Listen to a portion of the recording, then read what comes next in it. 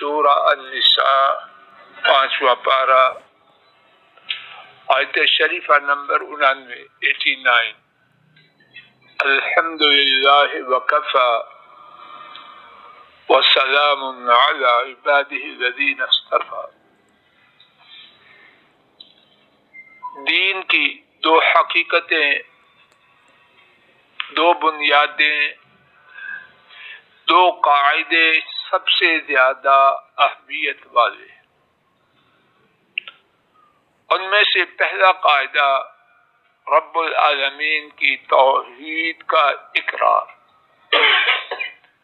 دوسرا قاعدہ نبی کریم صلی اللہ علیہ وسلم کی رسالت کا اعتراف کہ زندگی کے تمام گوشوں میں، تمام پہلوؤں میں، تمام حالات میں ان کی اطاعت اور تابعداری کا کرنا ہے۔ آج کے سبق میں اللہ مالک کی توفیق سے اسی حوالے سے اپنے لیے اور آپ حضرات کے لیے کچھ اللہ کی توفیق سے منتخب کر کے لایا ہوں، پوری توجہ فرمائی۔ سورہ النساء 5واں پارہ آیت شریفہ نمبر 64 کا پہلا حصہ، وَمَا أَرْسَلْنَا مِن رَّسُولٍ إِلَّا لِيُطَاعَ بِإِذْنِ اللَّهِ، پوری توجہ سے الفاظ مبارکہ کی طرف دیکھیے۔ وَمَا أَرْسَلْنَا مِن رَّسُولٍ إِلَّا لِيُطَاعَ بِإِذْنِ اللَّهِ، ایک ایک لفظ پہ توجہ فرمائیں۔ اور نہیں بھیجا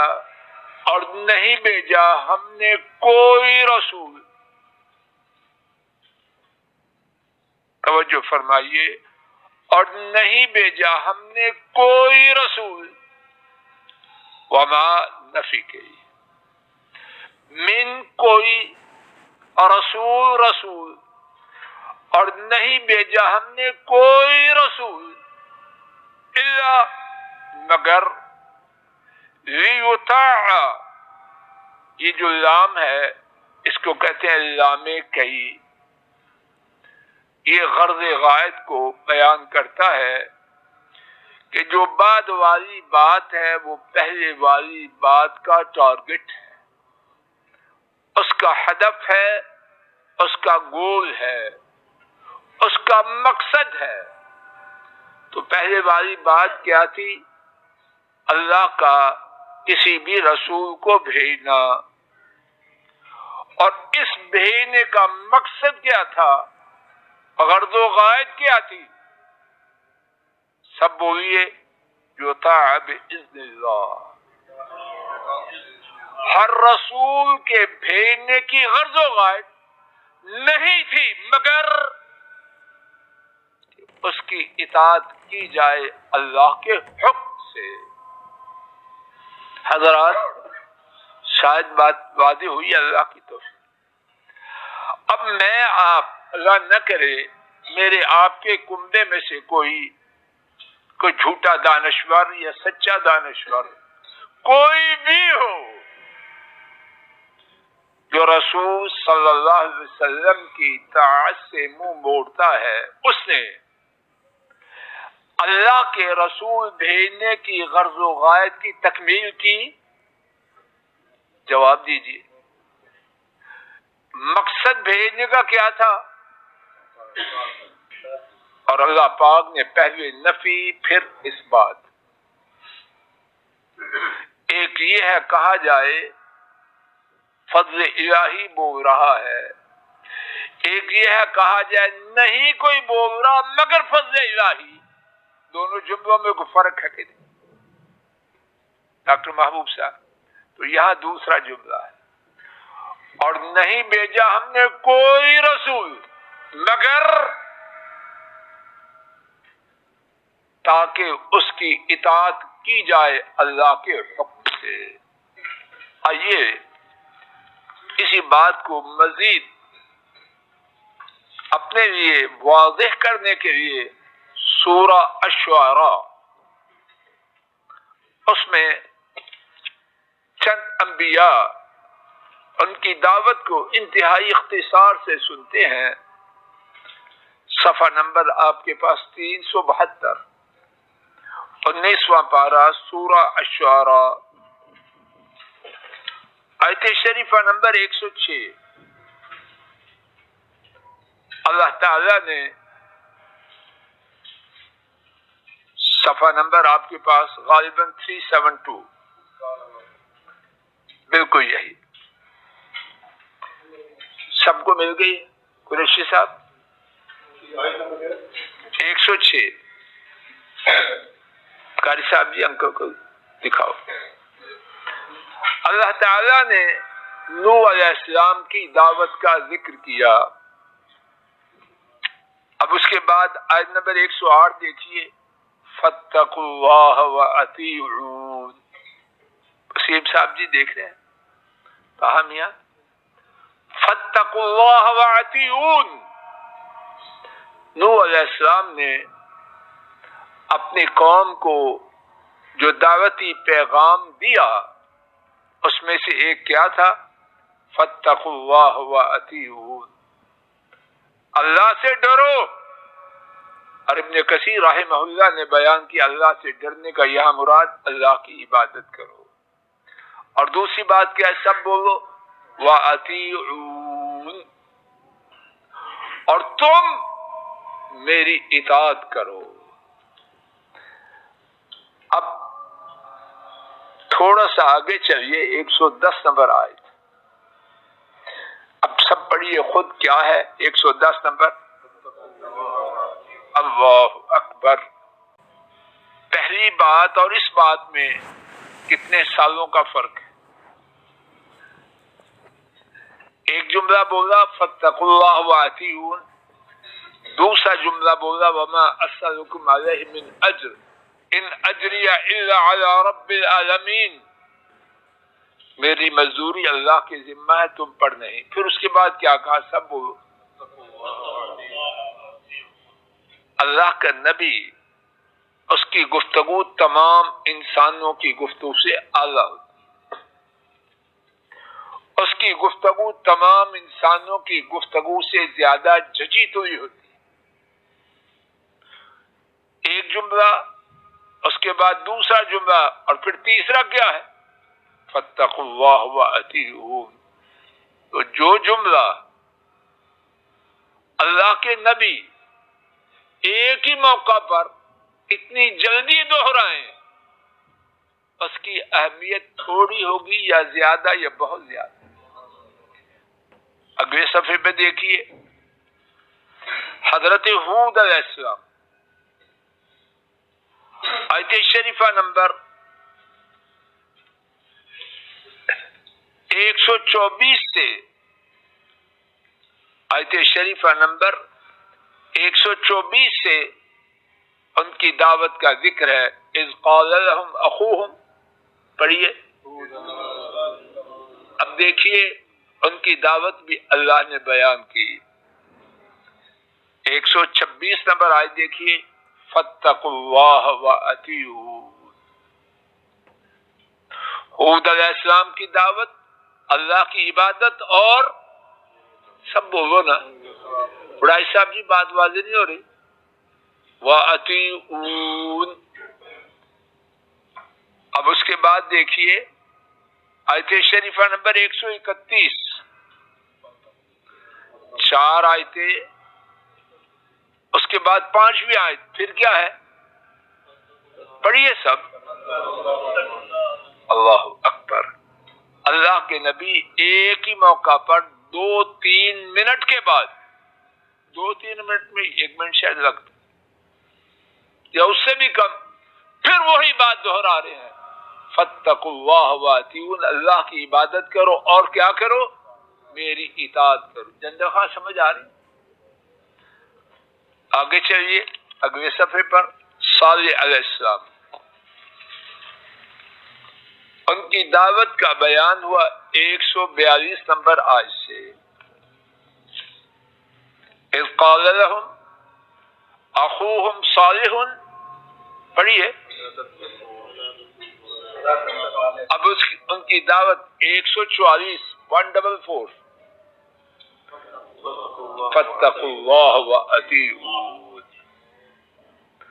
اب یہ جو دعوت دیتے ہیں نوح علیہ السلام، جو دعوت دیتے ہیں ہود علیہ السلام، جو دعوت دیتے ہیں صالح علیہ السلام، یہ اہمیت والی بات کی دعوت ہے، یہ ویسے ہی ہے، آپشنل ہے، یہ کمپلسری ہے. آگے چلیے اگلے صفحے پر لوط علیہ السلام. ان کی دعوت کا آغاز ہے آیت شریفہ نمبر 161 سے 161. بیٹا بھائی کو بھی دو قرآن شریف. 161 سے 161 پڑھیے.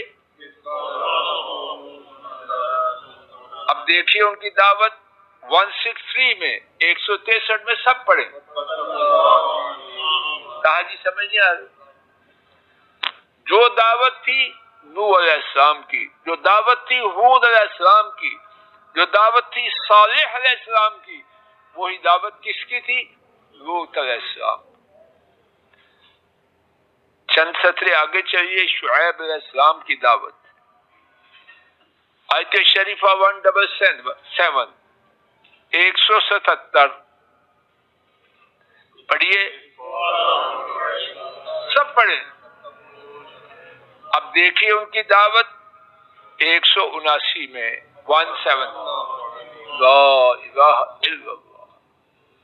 اب بھی مجھے آپ کو سمجھ نہیں آئی. آج کا سبق کیا ہے؟ دین کی دعوت. اس میں سے سب سے زیادہ ضروری دوسری بات اللہ کے رسول کی اطاعت ہے. مزید سن لیجیے بقیہ وقت میں. اس کے بغیر، اس کو مانے بغیر کوئی شخص نیکیوں کو اپنے خیال میں وہ نیکی بنتی نہیں. جہاں تک کر سکتا ہے کرتا رہے، کوہ عمالیہ تک پہنچ جائے. اگر اس کی زندگی، اس کی عبادات، اس کی ریاضت، اس کا صدقہ، اس کی خیرات، اس کا حج، اس کا عمرہ، اس کی نماز، جو کچھ بھی ہے، اگر محمد کریم صلی اللہ علیہ وسلم کی اس پر مہر نہیں، بیکار. سورہ محمد صلی اللہ علیہ وسلم آیت شریفہ 32 یا ایھا الذین آمنوا اطیعوا اللہ واطیعوا الرسول ولا تبطئوا اعمالکم. اے ایمان والو، اللہ کی مانو، اللہ کے رسول کی مانو، اور اپنے اعمال کو برباد نہ کرو. علامہ راضی اس آیت کی تفسیر میں لکھتے ہیں اس کا معنی یہ ہے اگر تم نیک اعمال اپنے خیال میں کرتے ہوئے نبی پاک صلی اللہ علیہ وسلم کی اطاعت نہیں کرتے تو تمہارے اعمال برباد ہو جائیں. مزید سنیے اور اسی پر آج کا سبق ختم ہو رہا ہے. جنت میں جانے کی جو راہ ہے، ہر نبی کے زمانے میں اس نبی کی تابعداری والی ہے، اور محمد کریم صلی اللہ علیہ وسلم کی تشریف آوری کے بعد جنت میں جانے کی ایک راہ، دو نہیں، چار نہیں، سوا بھی نہیں، اور وہ راہ ہے محمد کریم صلی اللہ علیہ وسلم کی تابعداری. امام بخاری حضرت ابو ہریرہ رضی اللہ تعالی عنہ سے روایت کرتے ہیں نبی کریم صلی اللہ علیہ وسلم نے فرمایا کل امتی یدخلون الجنت الا من ابا. میری امت کا ہر شخص جنت میں جائے گا مگر جس نے انکار کیا. عرض کیا گیا کون ہے جو انکار کرے گا؟ فرمایا من اطاعنی دخل الجنہ ومن عصانی فقد ابا. جس نے میری اطاعت کی وہ جنت میں داخل ہو گیا، اور جس نے میری نافرمانی کی اس نے جنت میں جانے سے خود انکار کر دیا. بات کا خلاصہ دین کی بنیادی حقیقت، بنیادی بات اللہ کے رسول صلی اللہ علیہ وسلم کی تابعداری ہے، اور یہ دعوت تھی ہر آنے والے رسول، ہر آنے والے نبی کی۔ اپنے وقت کے رسول کی تابعداری کے بغیر میرے اور آپ کے خیال کی بڑی سے بڑی نیکی بیکار، اور اپنے وقت کے رسول کی اطاعت کے بغیر جنت میں داخلہ ناممکن، وہ جنت کی راہ ہی نہیں۔ اللہ تعالیٰ اپنے فضل و کرم سے نبی کریم صلی اللہ علیہ وسلم کی تابعداری کی توفیق عطا فرمائے، اور اس بارے میں میری اور آپ کی جو غلطی ہے اور بہت ہے، اللہ اس کو معاف فرما دے، اور بقیہ زندگی جتنی ہے حضرت صلی اللہ علیہ وسلم کی تابعداری میں بسر کرنے کی توفیق عطا فرمائے۔ اللہ اپنے فضل و کرم سے ہمارے گھر والوں کو، بچوں کو، بہوؤں، دامادوں، پوتے پوتیوں، نسلوں، بہن بھائیوں، ان کے کنبوں اور پوری امت کو اسی بات کی توفیق عطا فرمائے۔ اے مولا کریم ہمارے بیماروں کو شفا عطا فرما، پریشانوں کی پریشانیوں کو دور فرما، دکھیوں کے دکھوں کو دور فرما۔ اے اللہ الجھے ہوئوں کو اپنے فضل و کرم سے اطمینان و سکون عطا فرما۔ اے اللہ بھٹکے ہوئوں کو سیدھا کر، گمراہوں کو ہدایت دے۔ اے اللہ گمراہوں کو ہدایت دے، بگڑوں کو سدھار دے، بے اولاد والدین کو بابرکت اولاد عطا فرما۔ رشتوں کی جستجو میں والدین کی مدد فرما، بابرکت مبارک شاندار رشتے عطا فرما، اور رشتوں کے بعد پھنسے ہوئے پریشان حال والدین، اللہ ان کی مدد فرما اور ان کے معاملات کو سدھار دے۔ اے اللہ ہمارے ملک پاک کی حفاظت فرما، ہمارے ملک پاک کے معاملات کو سدھار دے۔ اے اللہ دین اور دین والوں کو بلند فرما، دین اور دین کے دشمنوں کو نیست و نابود فرما۔ صلی اللہ تعالی علی خیر خلقہ وعلی آلہ واصحابہ واہل بیتہ واتباعہ الی یوم الدین، آمین یا رب العالمین۔